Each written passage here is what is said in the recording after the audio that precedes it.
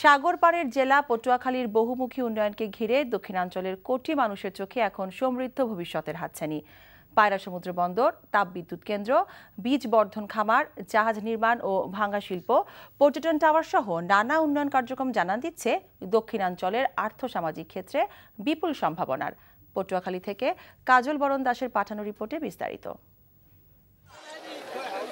1996 সালের পর থেকে উন্নয়নের ছোঁয়া লাগতে শুরু করে পটুয়াখালী জেলায়। 1998 সালে তৎকালীন প্রধানমন্ত্রী কুয়াকাটাকে আন্তর্জাতিক মানের পর্যটন কেন্দ্র হিসেবে গড়ে তোলার ঘোষণা দেন। এর 10 বছর পর দক্ষিণাঞ্চলের উন্নয়নে নতুন করে নেওয়া হয় একগুচ্ছ উন্নয়ন প্রকল্প বাস্তবায়নের উদ্যোগ। এরই ধারাবাহিকতায় 2012 সালে দেশের তৃতীয় পায়রা সমুদ্র বন্দরের ভিত্তিপ্রস্তর স্থাপন করেন বর্তমান প্রধানমন্ত্রী শেখ হাসিনা।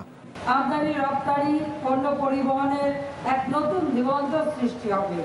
এই বন্দরকে কেন্দ্র করে এলাকায় শিল্প কলকারখানা গড়ে উঠবে। 2013 সালে 10 মিনার বাঁশবাড়িয়ায় নির্মিত হয়েছে এশিয়ার সর্ববৃহৎ বীজ বর্ধন খামার। 2015 সালে জেলা সদরের দুর্গাপুরে 10 একর জমিতে স্থাপিত হয়েছে কোস্টগার্ডের প্রথম নিজস্ব ঘাঁটি। শেষের পথে রয়েছে কলাপাড়া কুয়াকাটা সড়কে পৃথক 3টি সেতু নির্মাণের কাজ।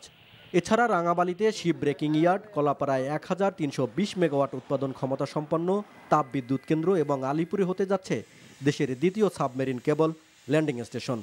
দেশি বিদেশি পর্যটকরাও আসবে তারই সাথে, এবং অত্র এলাকার এই গোটা বরিশাল বিভাগের উন্নয়নের এক ধাপ এগিয়ে যাবে। আমাদের এলাকার শুধুমাত্র ইন্টারনেট সুবিধাটাই ডেভেলপ করবে না, সারা দেশের কাজেই লাগবে এই সাবমেরিন কেবলের ল্যান্ডিং স্টেশনটি। এই সুফলটি সারা দেশের মানুষ ভোগ করবে এবং এর যে অর্থনৈতিক ব্যাপকতা সেটি সারা দেশের অর্থনৈতিক কর্মকাণ্ডেও একটি গতিশীলতা নিয়ে আসবে।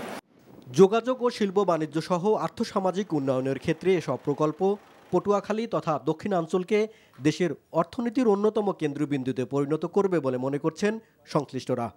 NTV news desk.